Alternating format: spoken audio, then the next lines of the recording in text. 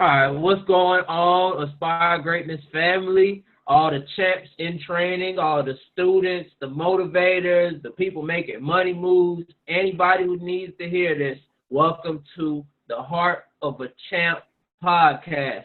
And I got a real special guest with me. He's family, as a matter of fact. That's how special he is. And so today with me, I got Kenneth Hoggan here with me. Kenny, how you doing, man? Man, I'm all good. How you guys doing? Good, bro. I'm telling you, the type of person I see you, I automatically get motivated. That's what's up. I'm glad I can help with that. Yeah, man. As a matter of fact, Kenneth, you can find him at Alabama A&M. He's so used to helping students and helping people reach their goals and reach their dreams. And, that's what I have this podcast here for. So I figure he's the perfect guest for this podcast, man. Thank you, man. He was meant to be here. Yeah, definitely. I appreciate you. Appreciate you for having me, man. Oh yeah. Anytime. We might do another interview. Yeah, I'm down for it. Cool. All right. So I got Kenny here with me because he's motivating. You know what I mean? He's so used to helping others. So I want you guys to listen to him. Hey, Kenny, so tell me a lot more about what you do at Alabama A&M. Well, currently, I'm in transition from Alabama A&M University. I work strictly with recruitment and enrollment management.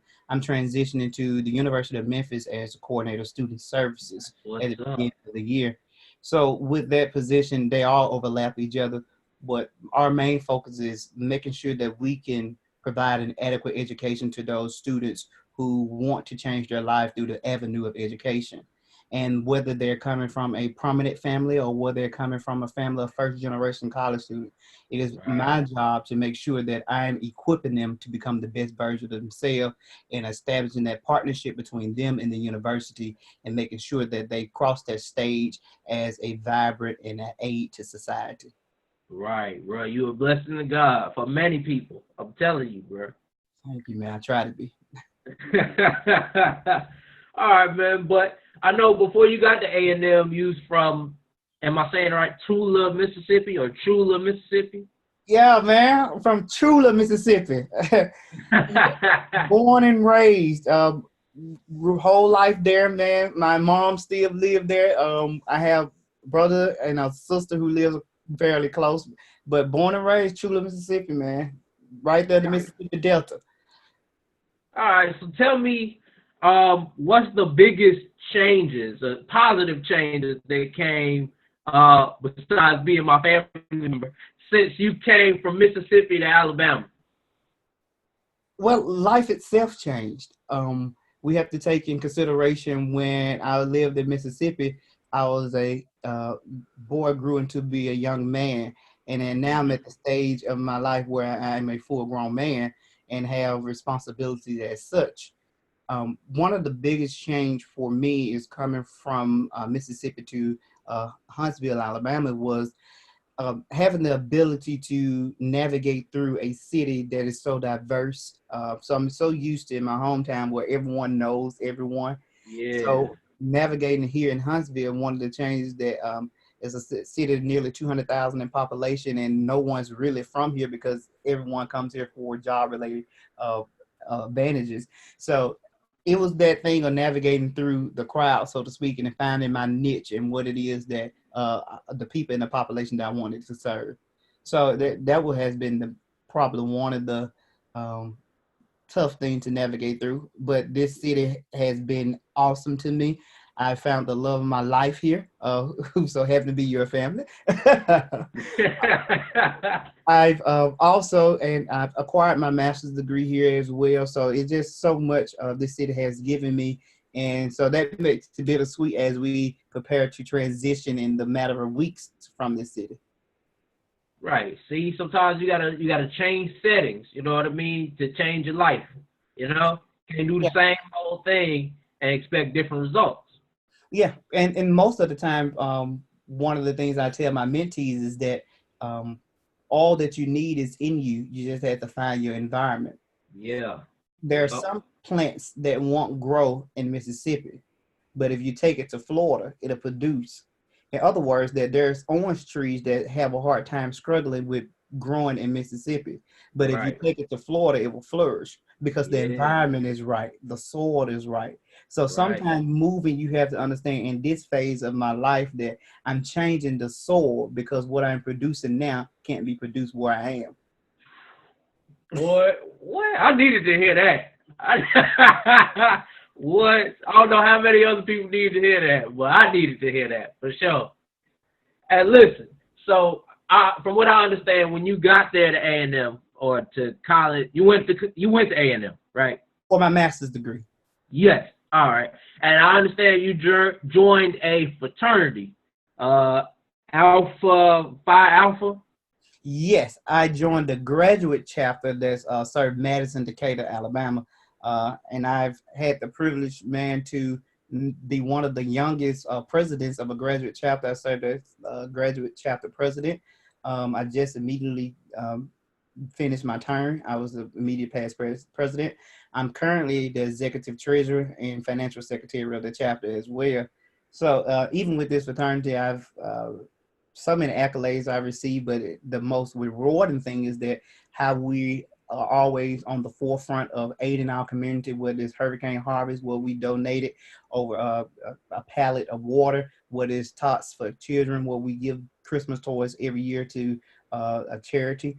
And it's just having the ability to serve our community on a greater level, not only in the education realm, which we do educationally empower our participants in programs that we have nationally, and also just having the ability to share in those moments with people that life is better because we serve the underprivileged and underrepresented community. That is our focus. That is what we do and help change the lives of those around us. Right. See, you know what I like about you, Kenny? You seem like you see somebody in need and you give them the help they need.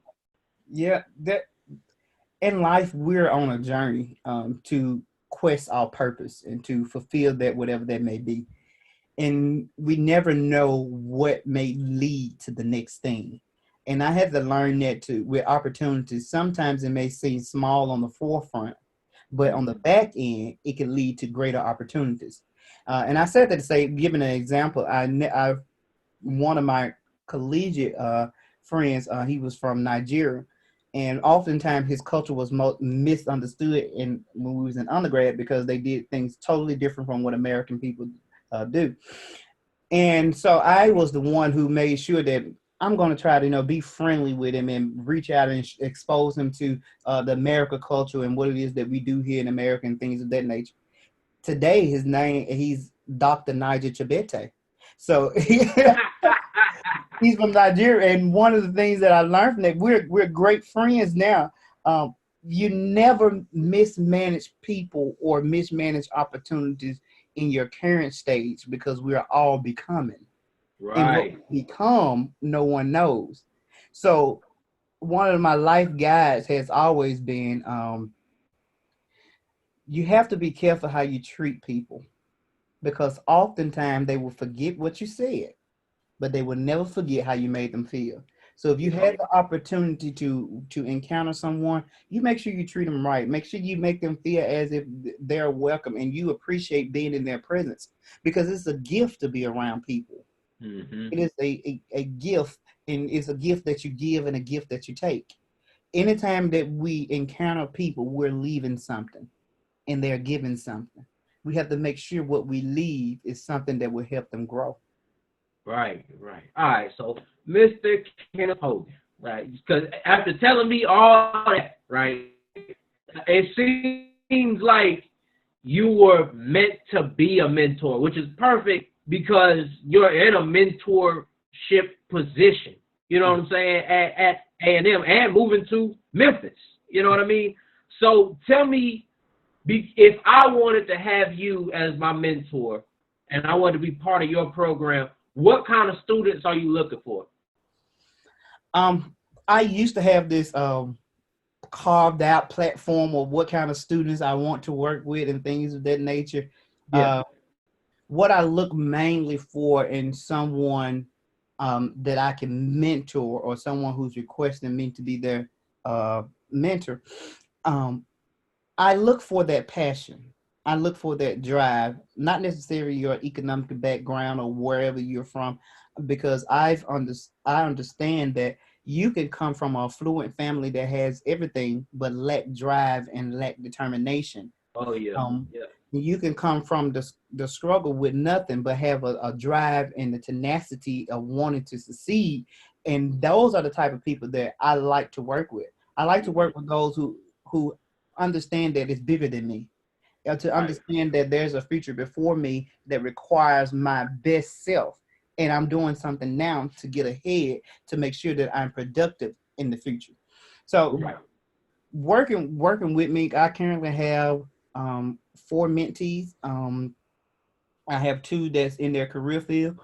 They're both engineer. I have 2 who's matriculating through college, and one of the benefactors has been there to watch the transition. And I want to say this, which is very important with mentorship and what is rewarded. Mentorship is not dictatorship. Right. Mentorship is not recreating yourself. Mentorship is taking the person where they are, understanding where they want to go, and give them the tools and the resources to get there. And I say that because so oftentimes that we build proteges and not mentor. See, hmm proteges is that someone to replace me in the aspect in the same manner that I'm doing it. But a mentor is someone who fostered me to become my best self, whatever that may look like. I don't want to create another Kenneth. And it's not a cocky or braggadocious way, but there can only be one Kenneth Hoggan. And there will never be another one after me. Another one even came before me. I want people to become the best version of themselves and don't settle for a cookie cut copy of someone else. Be Exactly. you, be the first you. I want you to be the first you and the best you. And so, in my mentoring, one of the things that I always bring to the table, what it is you want out of life. Because what I want out of life and what you want out of life may be totally different things. Neither one of us is wrong, but our output may be different. And understand that people outlook changes with time. And Right. what, as a mentor, you have to be able to foster them through the phases. Yeah. One of my mentees, who's now the engineer, his one of his things was, I want to be able to take care of my mama, and at that moment that was great. And now he can do that because he has a 6-figure salary. uh what else you want out of life? So the phase is changing now. So as a mentor, you got to be able to move with the phases and push them as their outlook changes. Yeah. And you know what? I'm glad you made that point because I know too many people that, I mean, you only had to see it in college. You could see it like, I'll say pro football, for instance.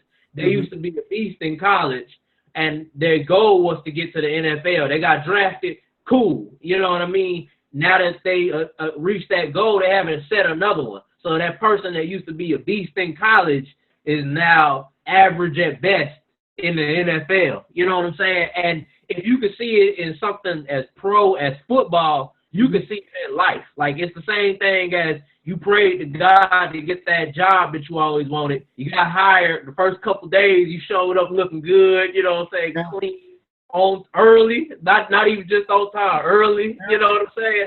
And Yeah. then now you like 7 minutes after it's time to punch in the clock.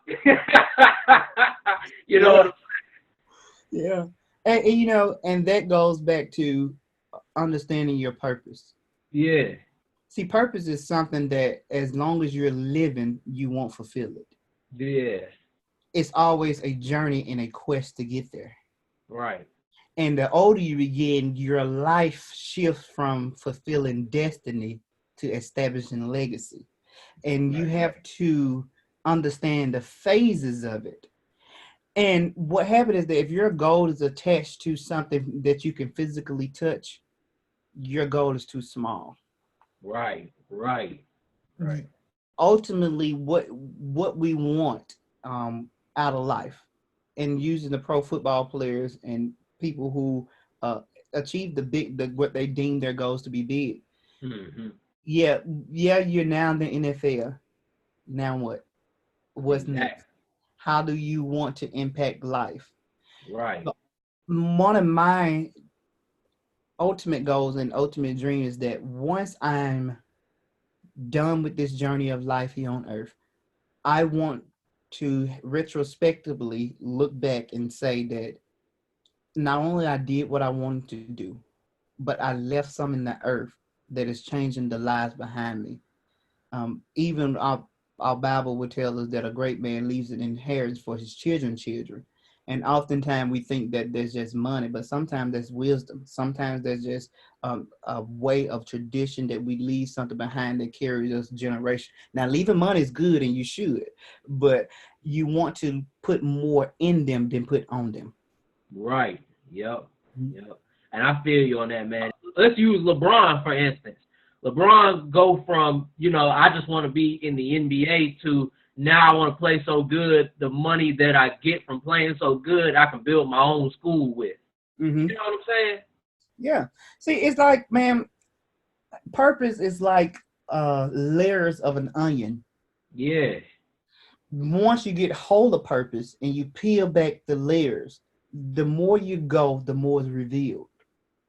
And the reason being, you may start out just wanting to be an NBA player, but once you realize that being an NBA player, it comes with a platform and it comes with resources.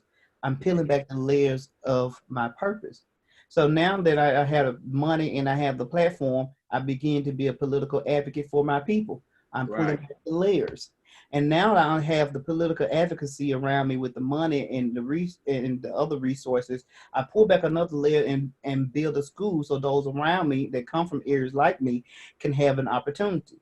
And now that I built the school, I peel back another layer and rescue the single mothers that struggle in the area and Yeah. build houses for them. I'm peeling back the layers. So that's when I tell you, once you get into purpose and you continue to drive into it, the layers peel back. You go deeper. It begins to expand bigger than what you ever thought it would be. You should have an initial goal, but that goal should go deeper as you get into it. Because now, I was one of the Budweiser commercial with Dwayne Wade when he was retiring, and Uh-huh. they was giving him jerseys and things like that. But it was a certain individual that gave him a coat from their first interview because he gave him a scholarship to get through school. And the Yeah. one that got me, his mom, she looked him in the eye and said that you are so much bigger than basketball. And I've learned this, and this is a nugget that I'll share.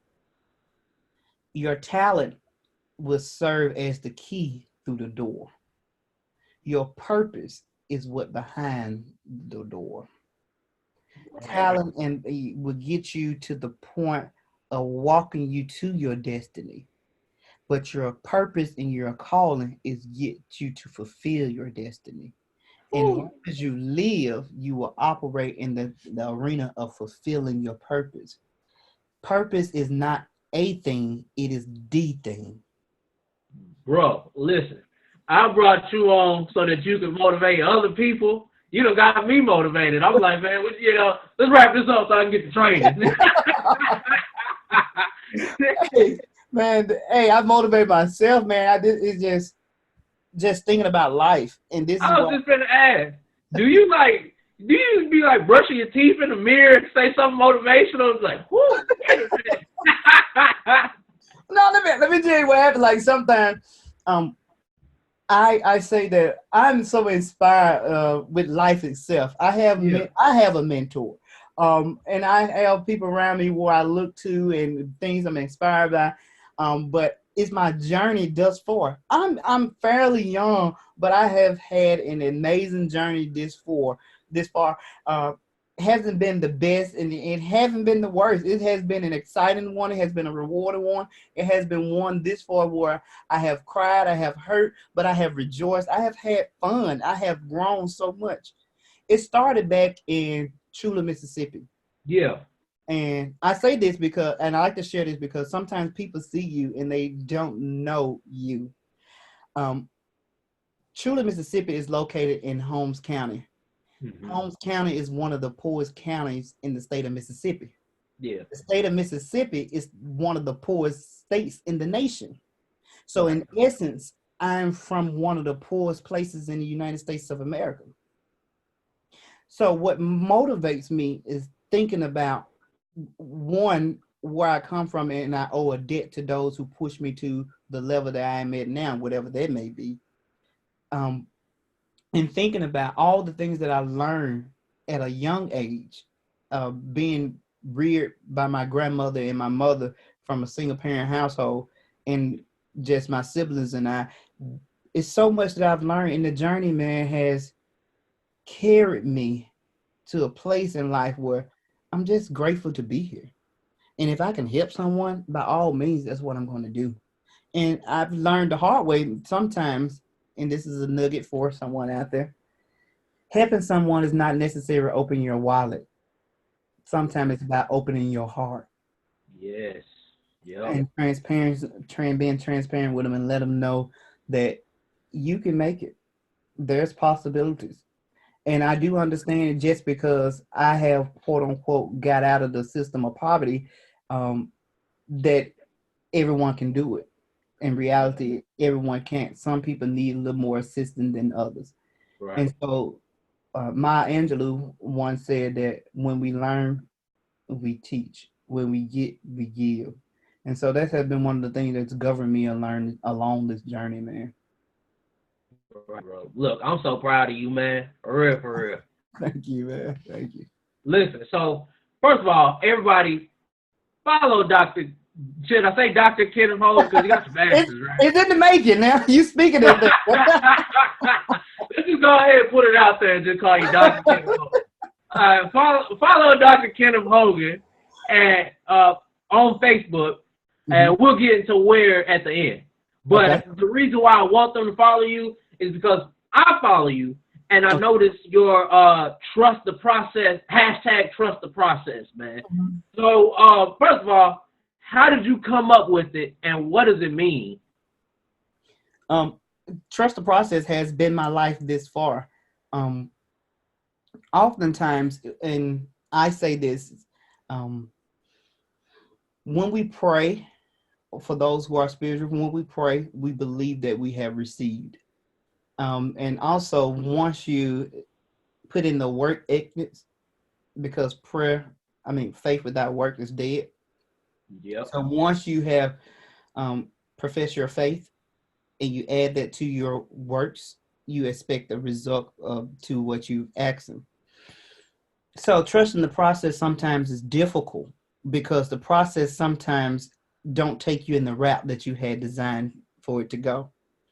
I came up with that through various situations in my life. And I always like to share the analogy about the cake, but I do want to share how it really, really started.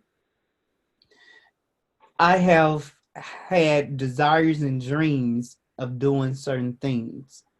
Mm-hmm. Even with going to college, I changed my major so many times because I had my dreams changed. I wanted to be an elementary teacher. Yeah. Uh, that was the first step, and I said I wanted to be in the classroom and help shape this and mold the minds of those young people that look like me. Right. And then as I got more into it, I said, yeah. Then I eventually become a principal. Then I got more into my education. I said, wait, I don't have to go in the classroom and help and shape the minds that way. How about I get an education that where I can have them on the couch in front of me and ask them, "How was your day?" So my major went to sociology, social science with a minor in psychology, and in that aspect, I began to talk more with people. I began to understand the hearts of people and the minds of people. And then as I matriculated and I went to New York for a co-op, and I was in New York and I was working with those who have been mentally challenged. And it was a phenomenal experience. It was so good, and to the point that I said that, hey, I got to get a master's in this because this is what I want to do. And Right. that's when I went back home to Mississippi. Then I transitioned into Alabama, and that's why I've been in Alabama now for the past going on 6 years. Be 6 years August the 9th. And so what I've learned in the process, I went from wanting to be a teacher and touching the minds of those through the classroom arena. I was in the ballpark, but I wasn't on the field. In other words, when purpose connects is usually on a smaller scale before it begins to expand. Right. So that's why it's important that you do your best in your very moment, because this moment is preparing you for the next level. And Yes. what happened with me is that I dreamed and I thought that I was going to be in the classroom being a teacher and then later become administration. That was my being. But as the journey began to unfold, got a glimpse of purpose and the onion began to peel back, I began to see that I was in the right arena, which is education, but I wasn't on the right field. Not elementary, but higher education is what I was called to. So now all of my education, which backs back to I wanted to just help the minds of those and things of that nature, I now have the opportunity to do it on a perspective that is so broad. Whether we're working directly with getting you into college, or we're working directly with getting you out of college, or we're working directly to keeping you there. What is a mission, retention, and graduation, whatever it may be, I'm working with those students. And I've worked with bright-minded individuals, and I work with those who I thought they weren't going to make it, but they surprised me. And so now, and this goes back to when I say God will allow you to practice on a small scale before he opened the door to your bigger purpose. Yes. I'm transitioning from Alabama A&M University to have roughly over 6,000 students. I'm now going to a university that have over 20,000 students. So you have to be very careful how you manage the small piece, because it is the door to the bigger piece. Yes. So Yes. the process, was it easy? No. It's like in oven, like you're baking a cake. It's like when you take the mixtures of a cake and you put it in the bowl. And once you put it into the bowl, you're going to have your eggs and stuff and all that. All those things in the bowl they're not tasteful by themselves. A raw egg is not good. Flour is not good by itself. Sugar, you can kind of pass it by itself. Butter by itself is not really good. But once you mix all that up, it becomes now a little more desirable. But not everyone appreciates what's in the bowl. So sometimes people would devalue what's in the bowl and only take what comes out in the pan. But the Right. process from the bowl to the pan is what we usually overlook, is the middle part. Yes. It's like we can understand purpose, we can understand destiny, we can understand what it is that we supposed to do. But what happens is that we forget that there's a process in between. Yeah. And the process sometimes is like the oven with the batter in the bowl. It gets heated, it gets uncomfortable, it gets to the point where you're ready to come out. You begin to swell up and rise up, and not understanding that you're growing by the heat. See, the heat is what prepares you to purpose. If you Mm-hmm. don't get the heat on you, if you don't get in a situation where it don't require you to work harder, it don't test your faith, it don't test your tenacity, you will not inhabit the promise to its full extent. So you Right. have to trust the process, man. And that thing, trusting the process, it's not easy. It's like getting on a roller coaster. I never forget when I was younger. We used to go to Six Flags often. We get on the roller coaster, and I used to be scared of them, and I used to hold on real tight. And I had made up in my mind that no matter how unpredictable this roller coaster comes, no matter how many ups, how many downs we get, how many crooks, how many turns, I'm holding on to the end. And so that's the same way with trusting the process. I'm holding on to the end. I don't care what it looks like in the middle. I'm just holding on because I know eventually this thing got to stop, man. And when it stops, I want to be able to enjoy the experience, you know? Yes. So that's trusting the process.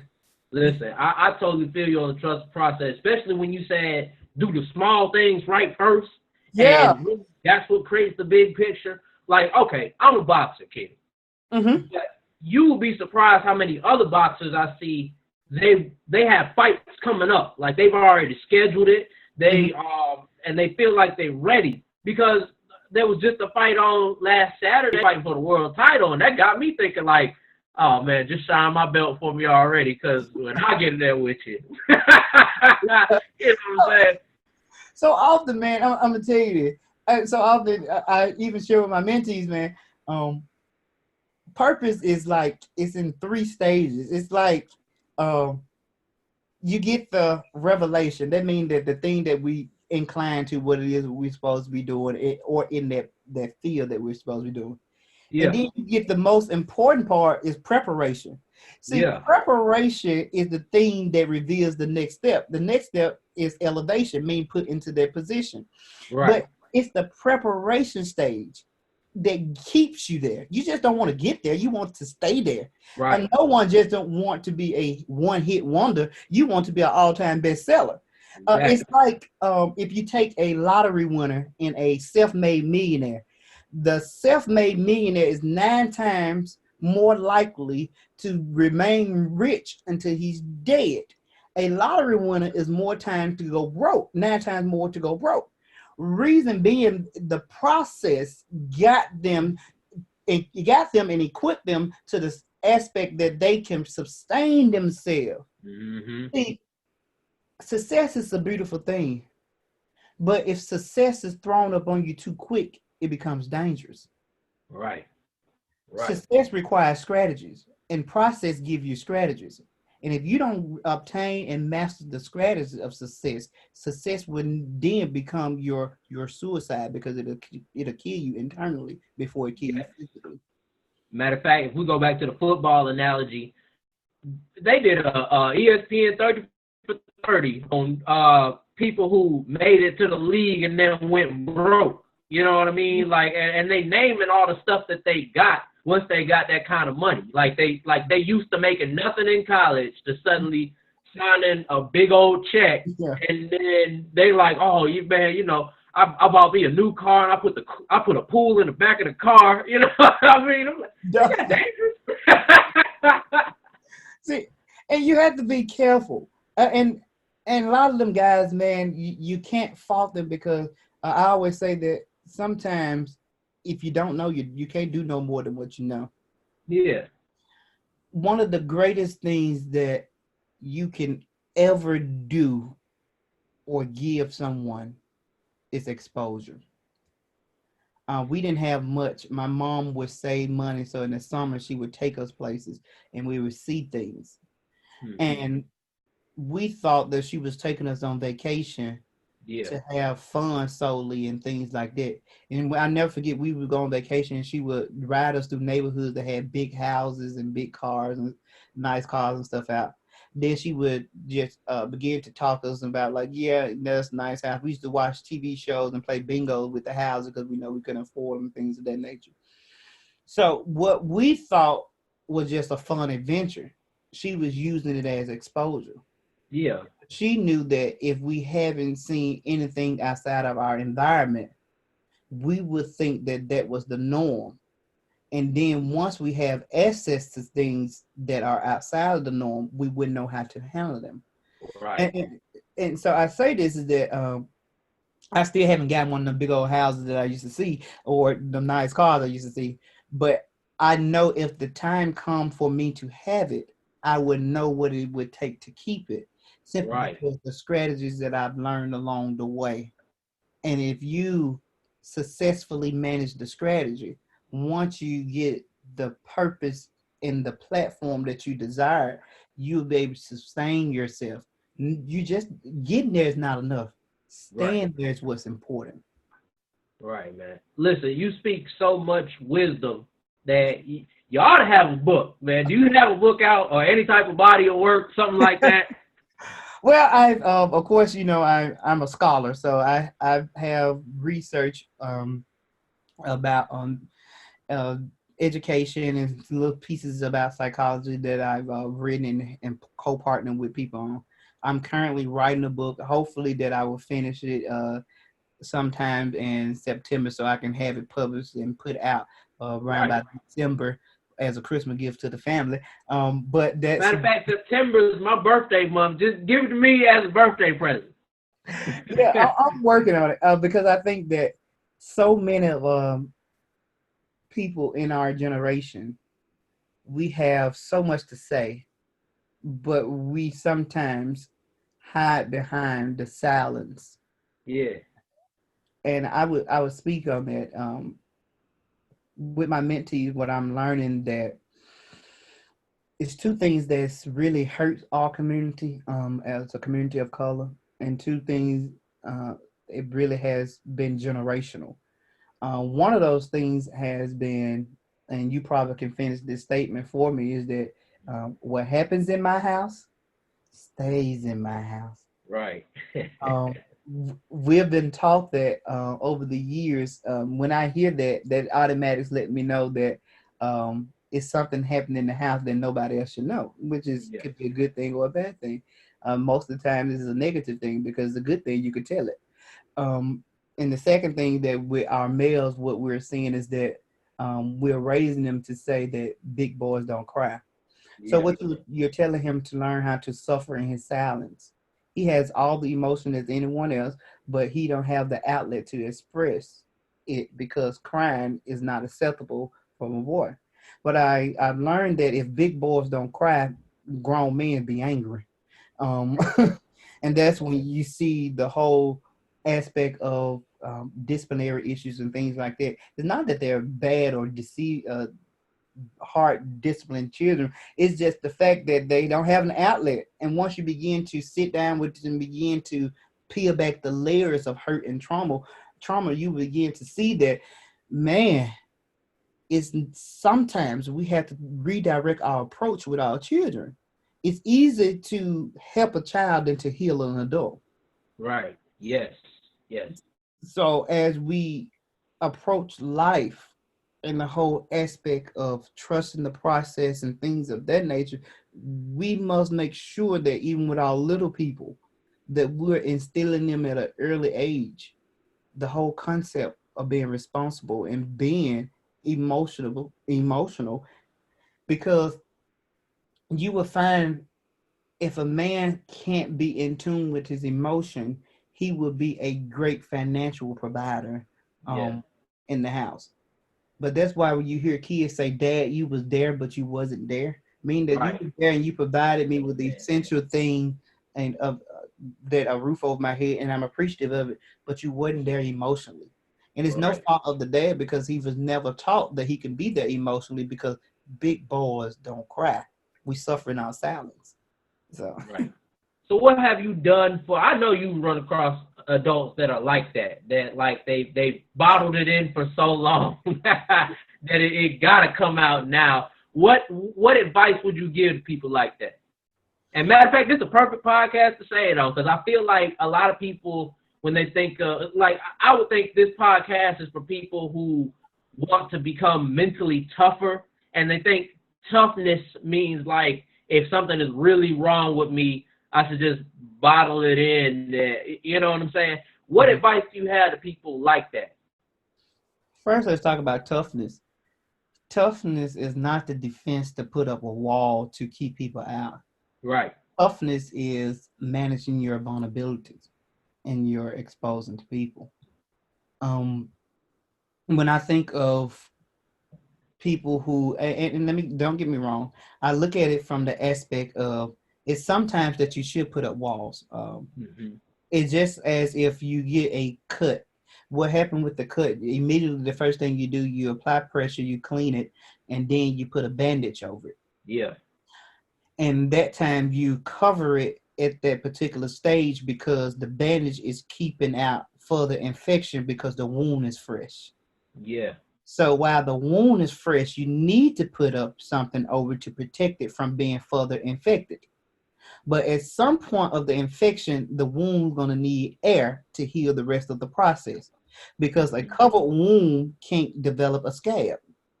The Right. air is what develops the scab. And the scab is the last healing process before it comes off and the womb is back to where it should be, normal. So what happens that we have trained ourselves to leave the bandage on and Hmm. we hurt within. So if I could say anything to anyone is that find you someone you can expose your vulnerabilities to.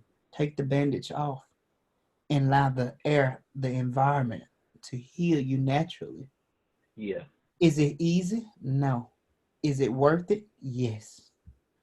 You owe it to yourself to live out to be your best self. When you come to the end of the road of your journey, you want to be able to look back over your life and say, I did what it is I wanted to do, and I don't have a what if I would have done. Right. Right. Right. So Kenny, do you have any like upcoming speaking engagements? As of right now, I've delayed all speaking engagement into March. The end of March is that's when I'm coming back out speaking. And I did that because I have a lot going on. I'm in transition with a lot of stuff, career wise, and managing a wife and things like that. So I have. And trust me, people, like I'm his wife's cousin now, so yeah, it's gonna take some management. It's gonna take it's process. You got to trust I'm the trusting, process. but I've delayed everything into March. I had a philosophy, the whole notion where everybody say booking busy. Um, Booking busy, it is not a braggadocio or cockamamie. Booking busy, I've been there, but you sacrifice so much. Yes. And this year, I want to focus on, and I use this analogy to the public. I can be perceived as Superman, Hmm. but when I'm home, I'm Clark Kent, Right. and my wife is Lois Lane. Right. And so what happened is that with my wife, she sometimes had to nurture Clark Kent to perform as Superman. But if I can be Superman in the streets, I want to be Superman at home and not just a place of rest. So I'm Right. taking an approach of coming back to the grounds of being a Superman at home more. Not that I wasn't, but I think that I can get more time at home, and Right. then we can go from there and transition more out. Because what you guys see and what the public see when I'm standing there, um, is a result of what she has nurtured me after I've given my all, and I come home and just a place of rest. And I think that she deserves some more of what I'm giving everybody else. So I've taken an approach to to slack up a little bit, because I can remember the time where out of 52 weekends in a month, 41 of them I was gone. So I'm taking an approach back. Hey man, I feel you on that, man. You gotta do what you gotta do, man. Since since we can't hear you on your social engagements till March, where can we reach you until then? Well, I'm definitely my major platform that I use is Facebook, Right. which is my name, Kenneth Kennethd Hogan Hoggan. And what I'm going through with my Facebook page, you can see, I want I'm giving people more transparency, because Mhm. sometimes people can see you also uptight and be able to uplift and inspire, but they don't see that you like to have fun too. You laugh, you joke. I'm human. I bleed. You know. Yeah. So Yeah. I'm walking them through the whole phases that life is beautiful, and life is not this thing where we have to be so serious all the time. Like you're not that deep dude. Unsquint your eyes. You can smile. You can talk. Turn that preacher voice off. We don't need none of that. Laugh at regular everyday stuff. It's okay. So Right. So I'm finding myself, even with my page is open to the public. I have nothing private on there because I'm that type of transparent person. Yeah. And but you'll be able to see, I'm always uplifting. I'm always motivating, because I think that we only become our best self when those around us have reached their full potential.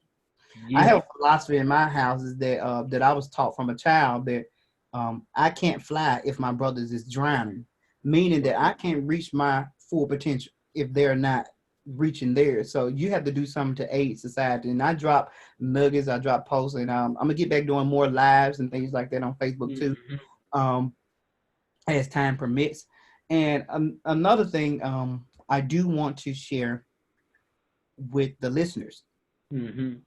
as you transition through life, you want to live by an old proverb, African proverb that I heard. It said that I am because we are therefore I am. In other words, what it is saying that I am who I am because of who we are. We are because of who I am, meaning that just as much I'm giving, I'm receiving, and we're building together, and we're becoming better together. And that's what we should be doing, man. Yes. And you know what? You know what my favorite thing about your Facebook is? 1 minute on one post, I'll see something like that proverb right there and trust the process. Next minute, I'll see like, once I have my plate and I sit down, there's nothing to talk about. Yeah, and that's a part of me showing the realistic side of who I am. Not saying that me motivating you and speaking to you and speaking life to you is not realistic, but it's more to me than that. And Right. I'm really a jokester of the family. I love to laugh. I think that sometimes in life the quickest way to become depressed is that you lose your laughter, you lose your humanistic side. Yeah. And sometimes we allow people to make us become hypocritical, because that anytime that you allow people to take your humanity, man, you are hypocritical. At the end of the day, when I tell people that the process will hurt and you will get through it and you just trust it, yeah, I'm the same person in that arena that would I say that once I sit down, we have nothing else to talk about because I'm concentrating, I'm eating. That's the realistic. No, I'm not sliding up. No, get back, I'm eating. But so, that's one of the things that I want to show. I'm the same in both arenas. I like how you said you gotta concentrate. Like you gotta, you know what I'm saying? Yeah. And it's a science to me because I'm sitting there, I'm trying to make sure that my greens and cornbread hit just right, and my yams a little bit slide over to my desk. I'm trying to concentrate, and you talking about pass me that, no, move. Listen, man, where can we find you again on Facebook? Oh, you can find me on Facebook, man, by my full name is Kenneth, KENNETHD, Hoggan, HOGGAN. You can follow me. You can inbox me questions, anything. If I can help you, I'm going to help you. If I can't, I probably know somebody who can. And just hit me up. I mean, I'm an honest, straightforward guy. If I can help you, I will, man. Listen, man, this has been one of the best conversations I ever had, period. You know what I'm saying? You all around great guy, man. Keep doing what you're doing, because you don't know how much you be blessed people. Like you ain't even my mentor, but this helped me a whole lot. You know what I'm saying? Yeah. So thank you once again, everybody. This is Mr. Kenneth Hoggan. All right. And all my listeners, make sure y'all get out. Don't just listen to what he said and be like, oh, he said something nice today. And then go back to sitting on the couch eating chips and everything like that. Like, go after it. All right. Let people know how you feel. If something's bothering you, let somebody know how you feel. Don't just bottle it up. Right. You know what I'm saying? If you see somebody needs some help, help them out. And when you get to that next level in life, keep creating goals and keep peeling back the layers, right? That way you find your purpose, let your talent open the door, and then find your purpose behind the door. Yeah. Listen, man. Thank you so much, Kenny. All right. And have a good day. All right. You have a good one, man. Thank you.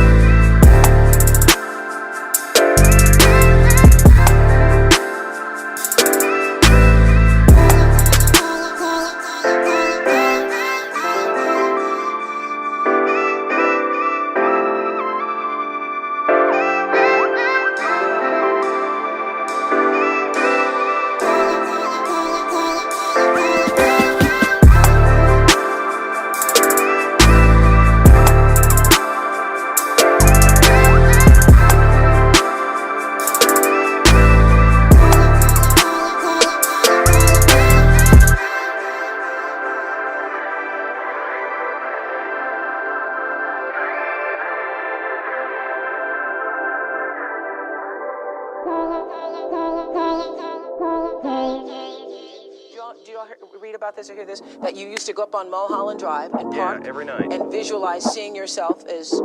Yeah, I would visualize, This is when you were broke and poor. You know, right, having directors interested in me and people that I respected saying, you know, I like your work or whatever that is, and I would visualize things coming to me that I wanted or whatever. Drive home and think, well, I do have these things. They're out there. I just don't have a hold of them yet, but they're out there. I wrote myself a check for $10 million for acting services rendered, and I gave myself 5 years, or 3 years maybe, and I dated it Thanksgiving 1995. Just before Thanksgiving 1995, I found out that I was going to make $10 million.